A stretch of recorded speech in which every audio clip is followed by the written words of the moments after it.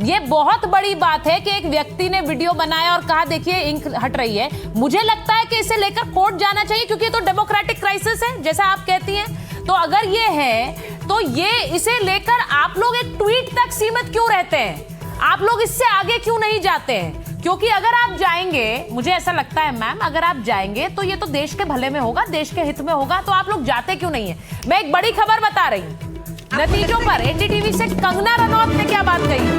कंगना रनौत का रिएक्शन आ गया ठाकरे बंधुओं पर। अब कंगना रनौत, आपको पता है अभिनेत्री कंगना रनौत, बीजेपी की सांसद कंगना रनौत, और उनके साथ मुंबई में क्या हुआ था? उन्होंने कहा उनका घर ढहाया गया था। बीएमसी में बीजेपी की शानदार जीत से मैं बहुत खुश हूं। जिन्होंने मुझे गाली दी, धमकाया, वो हारे। जनता ने नेपोटिज्म माफिया को सही जगह दिखाई है। कंगना कह रही है गाली दे रहे थे मुझे प्रेम जी। उन्होंने कहा कि नेपोटिज्म माफिया को सही जगह दिखाई। नेपोटिज्म जब वो बात कहती है तो वो परिवारवाद की भी बात करती है। कहती ये लोग हैं, ये मुझे गाली देते थे, आज देख लीजिए इनका क्या हश्र हुआ है। देखिए, एक व्यक्ति के ऊपर हम क्या टिप्पणी करें? वो तो 2014 से ही देश की आज़ादी मानती हैं। उन पर तो मुझे लगता है मुझसे मत ही बोलवाइए कुछ, है ना। मैं एक बात कहना चाह रहा था, अभी जो आप बात कह रही थी कि लोग जो देख रहे हैं कि जैसे स्याही वाला सवाल है, इसको लेके कोर्ट में क्यों नहीं जाते। महाराष्ट्र सबसे बड़ा उदाहरण है जहां पर कि कोर्ट में गए थे लोग। ठीक है, सुप्रीम कोर्ट ने सरकार को ही असंवैधानिक करार दिया था। अब इससे ज्यादा कोई कोर्ट में क्या जाएगा सुचारिता जी? इससे ज्यादा तो कुछ हो ही नहीं सकता। फिर भी सरकार चली तो फेल जनता नहीं हुई, फेल याचिकाकर्ता नहीं हुए, फेल सुप्रीम कोर्ट हुआ। ये असंवैधानिक करार देने के बावजूद आप सुप्रीम कोर्ट पर सवाल उठा सवाल तो उठेंगे ना, दुनिया सवाल उठाएगी। आप सुप्रीम कोर्ट पे सवाल उठाते हैं। सवाल नहीं, आप सुप्रीम कोर्ट पे सवाल उठाते हैं। बोल के आप हमारी जुबान चुप नहीं कर सकते। मैं क्यों कराऊंगी चुप? मैंने तो बुलाया बोलने के लिए आपको, मैंने तो बोलने के लिए बुलाया, मैं क्यों चुप कराऊंगी? सुप्रीम कोर्ट का फैसला मैं जिक्र कर रहा हूँ ना, मैं अपने मन से थोड़े बोल रहा हूँ। असंवैधानिक करार दिया था, आप हाँ कहती है ना। ईवीएम के लिए भी तो बुलाया था कितनी बार, ईवीएम के लिए भी कितनी बार बुलाया। अब मैं आपको बोल रही हूँ, अब मैं आपसे कह रही हूँ, ठीक है, मैं आज इस शो पे कह रही हूँ, ईवीएम के लिए कितनी पार्टियों को बुलाया कि आइए टैंपरिंग करके दिखाइए, कोई नहीं गया। अब मैं आपसे पूछ रही हूँ, मैं आपके साथ हूँ, सुनिए प्रेम जी, मैं आपके साथ हूँ। अब इसमें अगर कोर्ट या फिर जिस इसे लेकर अगर किसी तरह का कोई सुओ मोटो होता है तो सब जाएंगी पार्टियां दिखाने। फ्लोर टेस्ट हुआ था, फ्लोर टेस्ट में कौन जीता? सुप्रीम कोर्ट ने क्या फ्लोर टेस्ट को असंवैधानिक बताया? सुप्रीम कोर्ट में बहुत स्पष्ट सुप्रीम कोर्ट ने कहा था कि आप फ्लोर टेस्ट हार चुके हो, इस सरकार को जाना होगा। एक बड़ी खबर सुनिए, अब ये एक और बड़ी खबर आ गई है। बीएमसी मेयर पद पर शिवसेना ने दावा ठोक दिया है।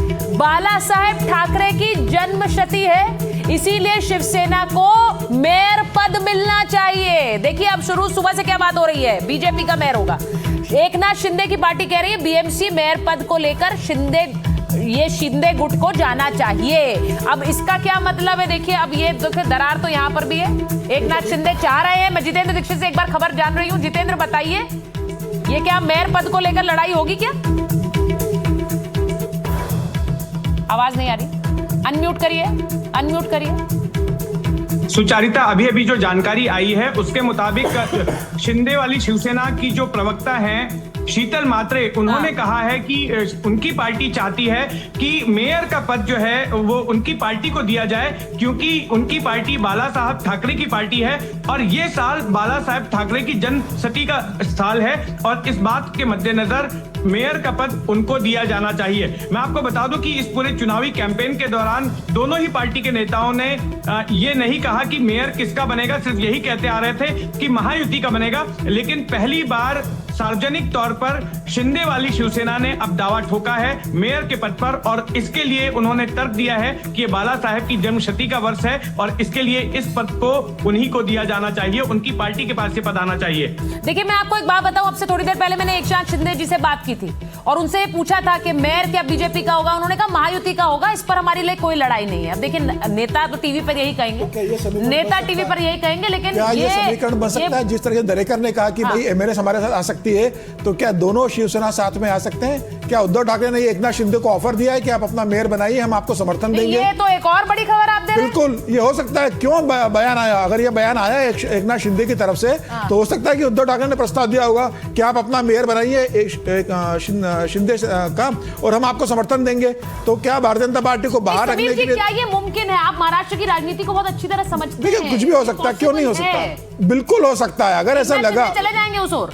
अगर मेयर बनने का संभावना मिलती है तो जा भी सकते हैं, इसमें क्या दो राय है? इसमें एक एंगल ये है कि जो पूरे चुनाव नतीजे हैं उसमें तो ओवरऑल शिव सैनिक का ही बोलबाला है, चाहे इधर वाले शिव सैनिक हो या बीजेपी का नहीं है। बीजेपी को आप नहीं कोई क्रेडिट दे रहे हैं। शिवसेना नहीं क्रेडिट, खुलकर बोलिए ना, फिर बीजेपी का कोई कुछ नहीं है। कुनबे में जब है तो क्रेडिट तो उस रूप में है ही। उससे अलग मैं बात कर रहा हूं, जब इस किस्म से बात हो रही है तो शिव सैनिक इधर के ही हो या उधर के हो, पहले से ज्यादा मजबूत होकर सामने आए हैं। इस चुनाव का टेक अवे ये भी है। नहीं देखिए, अब मैं ये बड़ी दो पत्रकार बड़ी बातें कह रहे हैं। उन्होंने कहा कि ये चुनाव में क्या एकनाथ शिंदे जा सकते हैं उद्धव ठाकरे के साथ। आप समझिए बीएमसी क्या है रोहन जी। बीएमसी है 75,000 करोड़ की कॉरपोरेशन, जो आने वाले समय में 1 लाख करोड़ होने वाली है।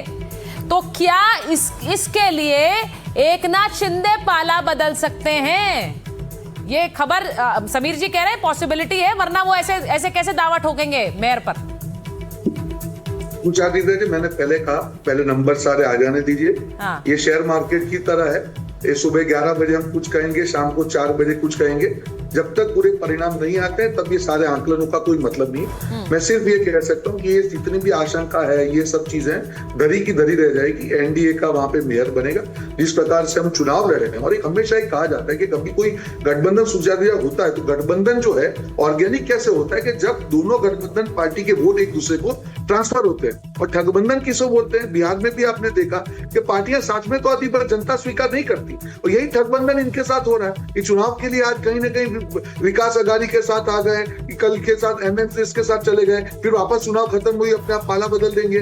तो जनता ये जो तकवादी अवसरवादी ठगबंधनों को स्वीकार नहीं करती। देखिए, मैं तो ये जानती हूँ, जितना हमने बीजेपी को देख लिया है इतने समय में, अगर वहां अगर दिल्ली में उन्होंने प्रेस कॉन्फ्रेंस कर दी और यहाँ पर देवेंद्र फडणवीस जाकर उन्होंने सेलिब्रेशन का हिस्सा वो बन गए, तो इसका सीधा मतलब यह है कि मेयर तो महायुति का बन रहा है। इतना तो मुझे लगता है कि राजनीति की समझ अब बहुत से लोगों को हो गई है, और वैसे भी निकाय चुनावों में ऐसा होता नहीं है। लेकिन मैं एक बार बड़ी खबर बताऊं, नागपुर पहुंचे हैं महाराष्ट्र के सीएम देवेंद्र फडणवीस। नागपुर पहुंच गए हैं।